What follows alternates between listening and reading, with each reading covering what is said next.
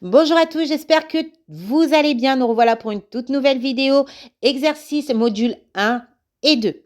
C'est la 7e vidéo. Je vais aller jusqu'à 10 vidéos pour ces deux modules. Et ensuite, je passerai au module 3 et 4 et ainsi de suite.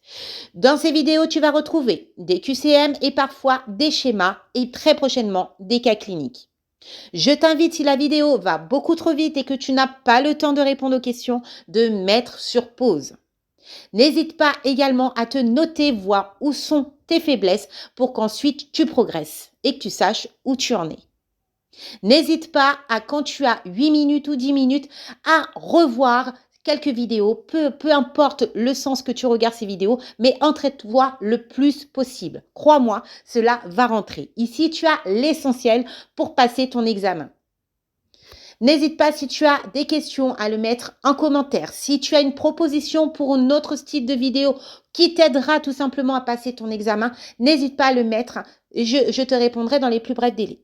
Je te dis force à toi, bon courage. N'oublie pas à t'abonner et à suivre et à faire tout ce qu'il faut pour réussir ton examen. À tout de suite. Quels sont les 3 principaux critères de la déficience intellectuelle?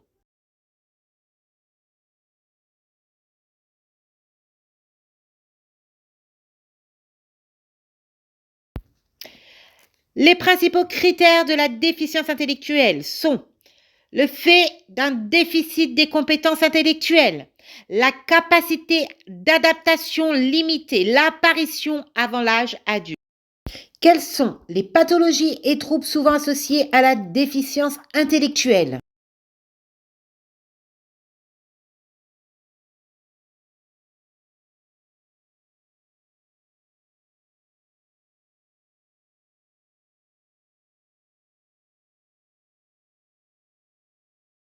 Donc, les pathologies et troubles souvent associés à la déficience intellectuelle sont les troubles du spectre autistique et troubles de l'attention, troubles sensoriels, épilepsie, troubles somatiques, cardiaques, etc. Des particularités morphologiques et des troubles du sommeil. Attention, schéma, n'hésitez pas à mettre sur pause pour avoir le temps de répondre.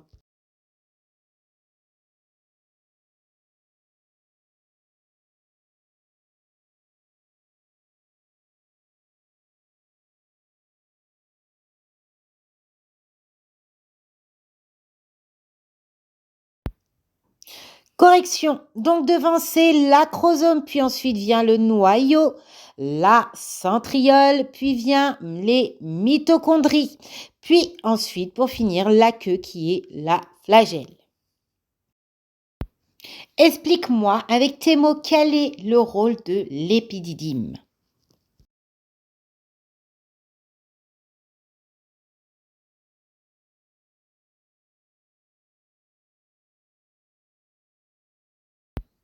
Le rôle de l'épididyme, c'est tout simplement le fait de stocker les spermatozoïdes afin qu'ils atteignent une certaine maturité et qu'ils puissent tout simplement acquérir de la mobilité afin de pouvoir se déplacer. Il a aussi un effet de protection. Il est rempli de protéines. Alors je suis désolée, je ne mets pas les phrases complètes tout simplement parce que sinon ce n'est pas visible, ça va être écrit tout petit. C'est pour ça que je parle et je prends le temps de vous expliquer. Donnez-moi la définition de TDAH.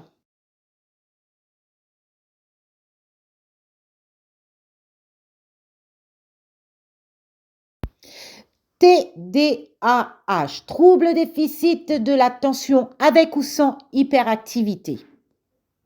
Bon, j'ai oublié un accent, mais bon. La TDAH est un trouble caractérisé par la présence de 3 symptômes. Quels sont-elles?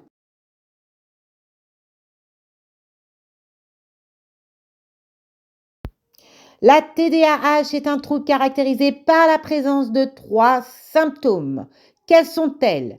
Un déficit de l'attention, une hyperactivité et une impulsivité. Désolée si j'oublie des virgules, des points, etc. ou même des accents. C'est parce que j'ai un outil aujourd'hui pour faire cette vidéo qui est très compliqué à gérer. Que veut dire CLIS?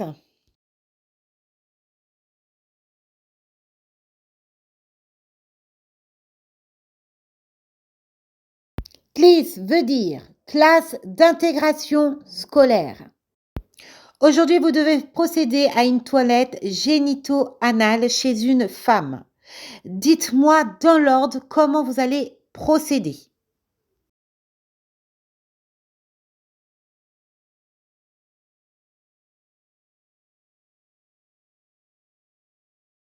Que ça soit chez la femme ou chez l'homme, on commence toujours du plus propre au plus sale. Donc tout d'abord chez la femme, il va falloir laver dans l'ordre, toujours de l'avant en arrière et du haut au plus bas en évitant les allers-retours. Vous allez commencer par le pubis et les plis de l'aile, puis faire pivoter le gant d'un quart de tour. Puis ensuite, vous allez passer par les grandes lèvres, puis faire pivoter le gant d'un quart de tour. Puis ensuite, les petites lèvres, puis faire pivoter encore le gant d'un quart de tour, puis terminer par le méa. Maintenant, expliquez-moi comment vous faites la toilette chez un homme génito-anal. Je n'ai pas précisé pour la femme, mais on peut aussi rincer. Bien sûr, je ne vais pas expliquer lorsque je rince, etc. Mais on peut rincer aussi et retourner le gant pour utiliser toutes les parties du gant. Donc, sur le côté, sur la face, sur l'extérieur, mais aussi il y a l'intérieur. Selon les écoles où vous êtes, il y a diverses techniques. Quoi qu'il en soit, il faut retenir qu'il faut faire dans l'ordre et du plus propre au plus sale.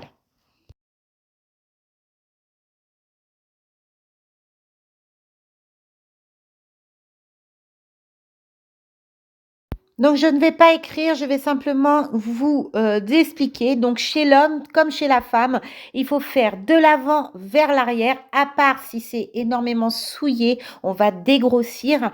Mais voilà, toujours du plus propre au plus sale et en évitant bien évidemment les allers-retours.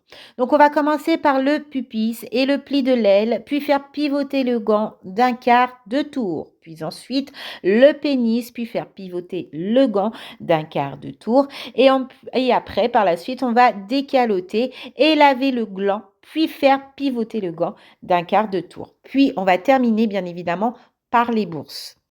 Nous arrivons presque à la fin des modules 1 et 2. C'est-à-dire qu'il va me rester 4 vidéos d'exercice module 1 et 2, puis ensuite je passerai au module 3 et 4. Je mettrai aussi des vidéos de cours du module 1 et 2. J'en ai fait une première qui s'intitule Système de santé publique ou la santé publique, il me semble, mais j'en posterai deux, donc le vieillissement démographique, le vieillissement tout court, la maltraitance qui concerne le module 2, mais également je vais parler de l'handicap qui a un long cours, la grossesse, les étapes de l'accouchement et plein d'autres cours. J'espère vraiment les poster le plus rapidement possible, donc restez connectés. Je tenais à vous demander de prendre une feuille et un stylo et de noter ce que je suis en train de vous dire là tout de suite maintenant, car il est fort possible que vous allez avoir ces questions parce que lors de l'examen. Donc, à bien connaître l'OMS, l'Organisation mondiale de la santé, l'ARS, l'Agence régionale de la santé, les 3 pouvoirs, tout ce qui concerne la sauvegarde de justice, qu'est-ce que c'est la curatelle, qu'est-ce que c'est la tutelle, qu'est-ce que c'est une névrose, qu'est-ce que c'est une psychose, d'accord? Mais aussi, qu'est-ce que c'est l'indépendance, la dépendance, le handicap moteur, intellectuel, etc. à connaître, mais aussi les lois, le 11 février 2005, etc.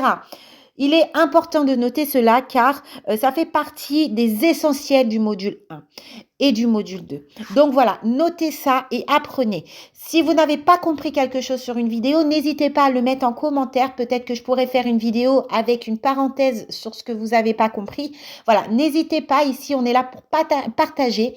Et le but, c'est que vous réussissez votre examen et vos modules sereinement. Donc, même si vous avez 8-10 minutes dans la journée, prenez n'importe quelle vidéo et entraînez-vous. Vraiment. Donc voilà, à bientôt pour une prochaine vidéo. Bye.